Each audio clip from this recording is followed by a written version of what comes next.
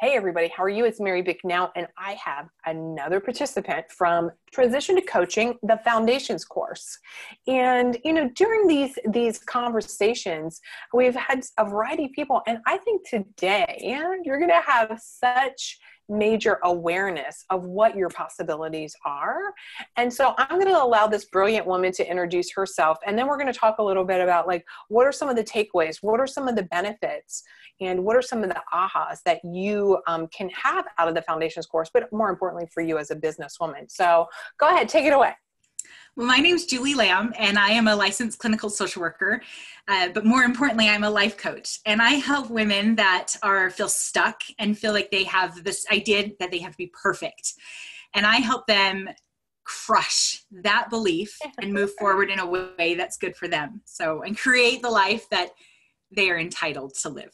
That was good. Did you all see how good she did that? Yay. You say this, Julie, so with such conviction, like you own it. Tell me where that comes from. It's, it's all internal, really. It has to be, I have to believe it, and then I embody it.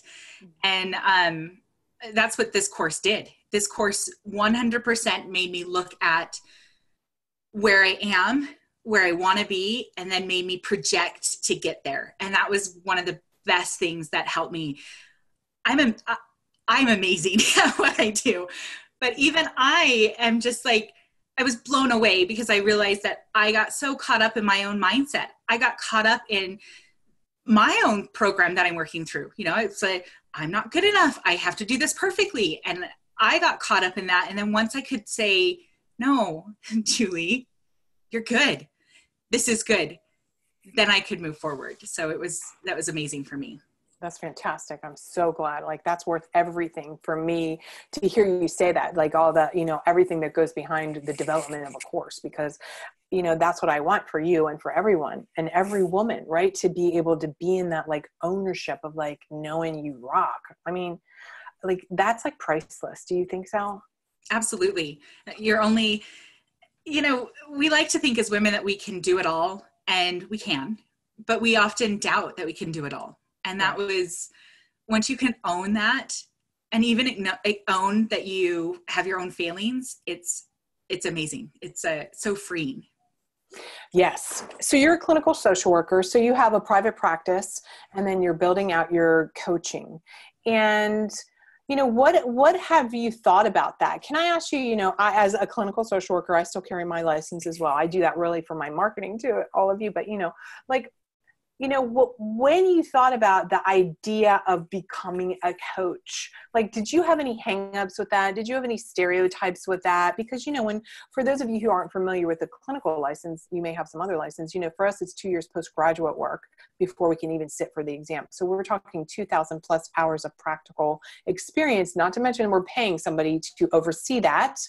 But, for me, I had the snob factor, I can diagnose you. And these coaches, when did you have that moment where you could, just let that stuff go, almost forget about a label or your credentials and embody that moment of being a coach? Honestly, not really until I started the course. No. I did. Coaches are hokey is what my thought was. I thought, this is somebody that's not licensed, somebody that I have all of this license, all of these credentials. And not only am I a licensed clinical social worker, I'm a supervisor. I can supervise people to do this. And I went, okay, so what's this coaching thing? How does that work? And it wasn't until I recognized that it's not about diagnosing, which I can do. It's about helping people, which I can do, but it's also about breaking down barriers. A lot of people need somebody to kind of guide them through things. They need people to be a support system. And sometimes therapy scares them because therapy has its own thoughts with it. It's thoughts with it that come. And when it does, then people that need it won't get it. But I see some wonderful women right now in my counseling profession or my counseling practice that are 100% coaching because they're not diagnosable. I mean, yeah, Right. sure. I could call them an adjustment disorder. Sure. Whatever. But Right. realistically, right.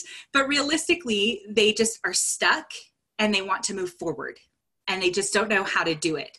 And a lot of people will find it through counseling, but a lot more will find it through coaching. Yes.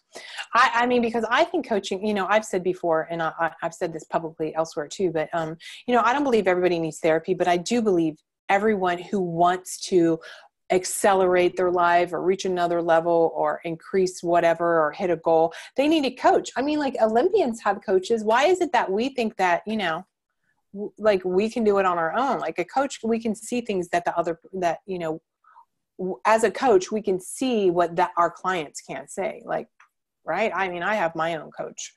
Let me ask you a little bit about the function of the foundations, right? There's the mindset, there's the planning, and then there's the systems. And I had asked you to, you know, share with me a little bit about what some of your takeaways were. And the time management piece of the puzzle, the time management, of course, your mindset, money, we'll talk about that in a second, but, you know, having those systems and also time management. You want to share a little bit about that? Because look, the truth is we as mental health and wellness professionals, we are in this industry because we want to help people. We are not necessarily expert at business development. That's why you need me, right? And that's why this course has been developed, the foundations.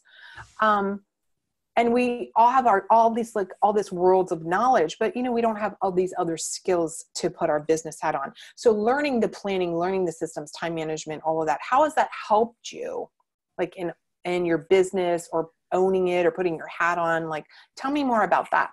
So it was interesting when you talked about one of the parts, you said that if you can do a private practice, you can do coaching.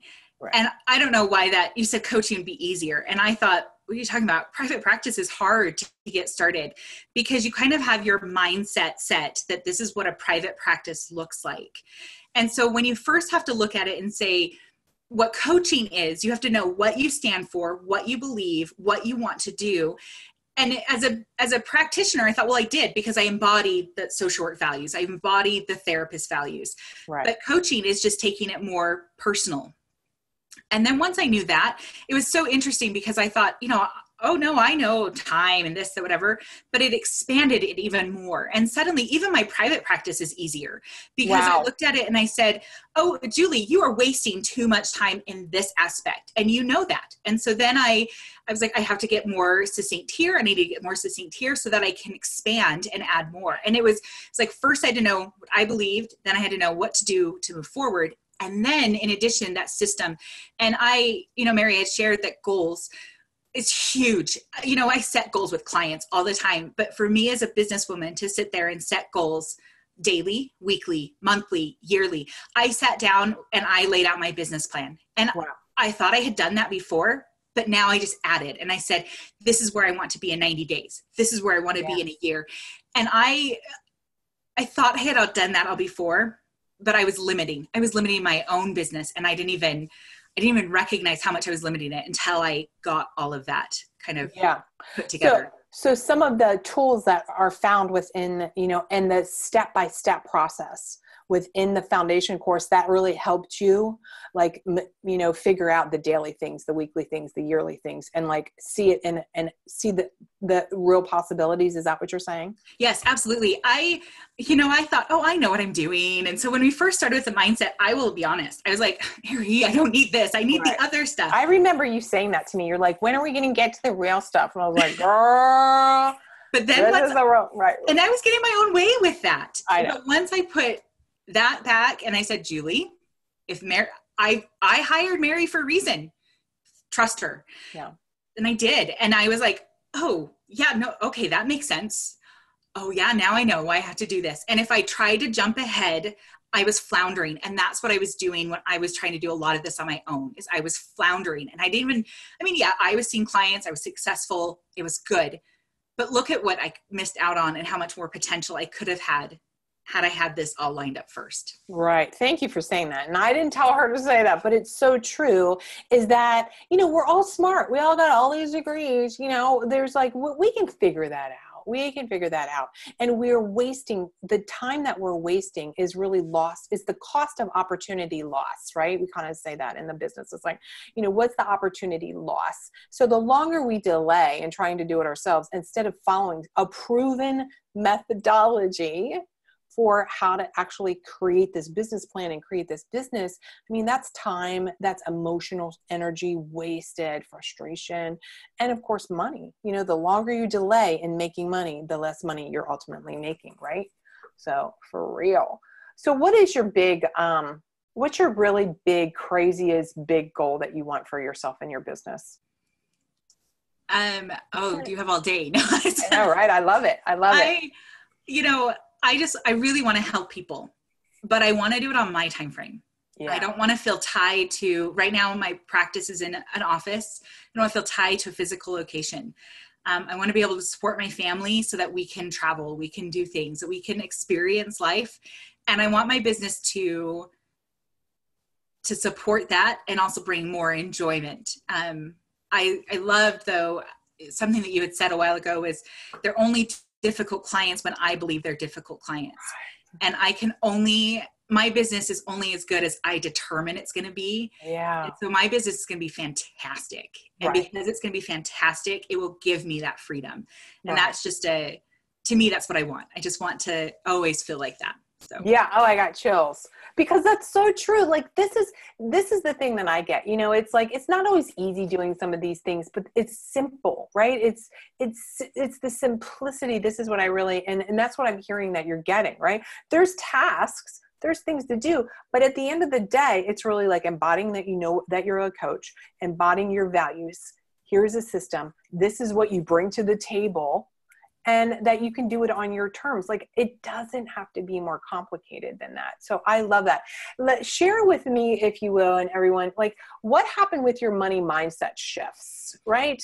And because that is definitely a piece of the pie here, or the piece of the puzzle, excuse me, as far as like our mindset of like owning who we are and like, I can really help people. But the next part of that too is actually like asking people for money. We can say like we're all that, but then asking people for money, right? Where did you have some mindset shifts around making money and knowing now that literally you can make as much money as you decide you want to make? Yeah.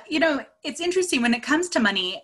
My private practice is self-pay. I don't take insurance. Mm-hmm. So I already had that mindset that if somebody really wants something, that they would find the way for it. Yeah. But I was limited because I thought, well, therapy really should only be so much. So why should coaching be more? And then I really felt like, well, if I really want to help these people, should I really offer more?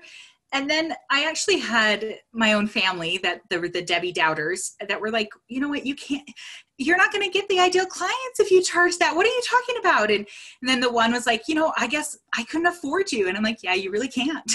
Right. And so empowering for me to be like, you know what, that's okay though, that you can't afford me.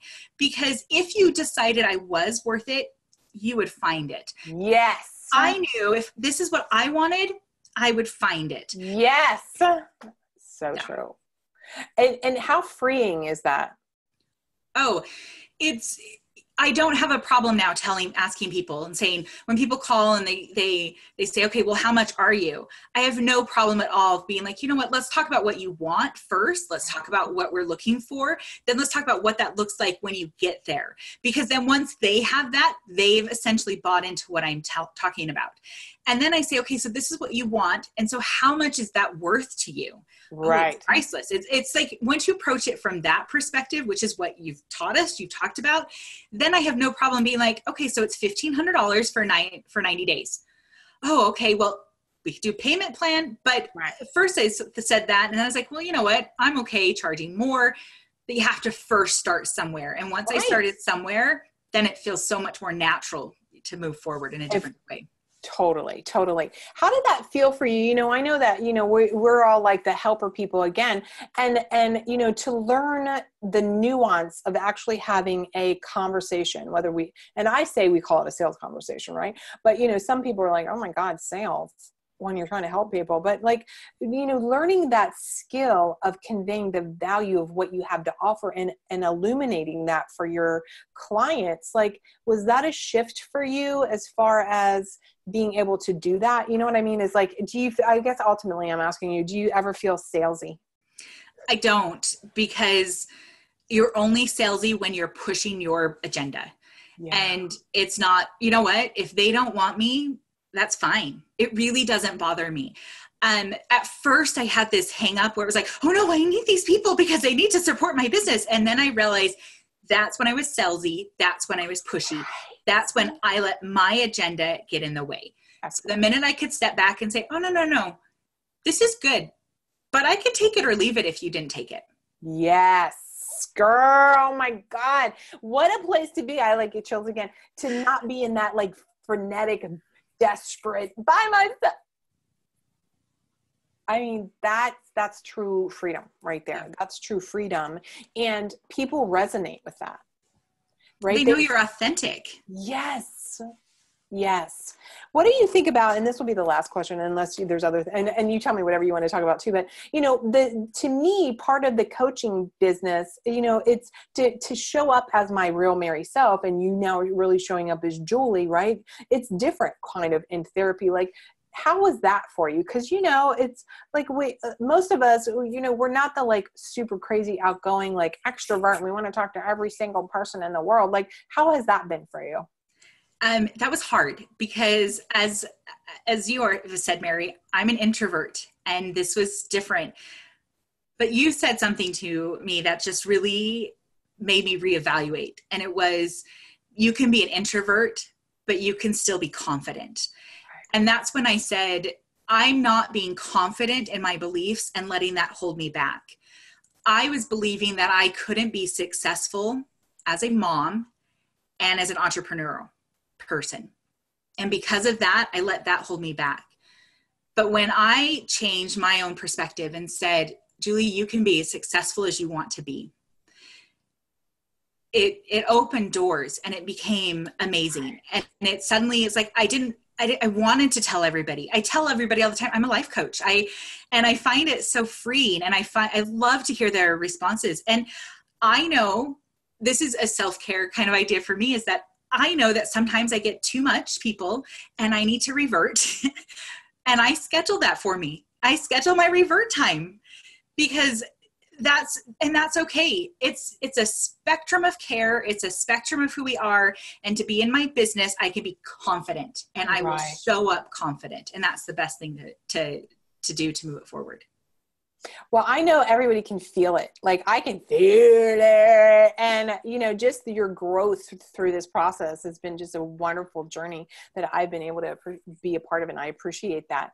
So if anybody's sitting on the fence right now, like, I already spent all kinds of money on all my degrees, and I don't know about investing in, a business development program, like, what would you say to them? If you want to stay stuck, stay stuck. If you want to move forward. Okay, that's it. Never mind. That's it. Like, mic drop, like, boom. Right? I was tired of being where I was at. Yeah. And I did not get a marketing degree. I didn't even take enough business. Honestly, I didn't take any business classes. Right. And so I've spent so much time, energy, learning everything I can online. But that's so much time and so much energy. When, Mary, you have it. You have the tools. You know what you're doing. You're successful. You're so real to be able to say, I'm a step or two ahead of you, maybe more. But all I knew is you've been there, done that. You know where to go. Yeah. So if you're on the fence, stop it. Get off the fence. Sign up for this program, and you will move forward. And you will have amazing results. Woo! Well, we all cannot wait to see your continued journey. And thank you so much for showing up today and sharing all these beautiful successes and ahas. And everybody, hear what she said. If you want to stay stuck, stay stuck. Otherwise, we will see you on the other side in the program. I'll talk to y'all later.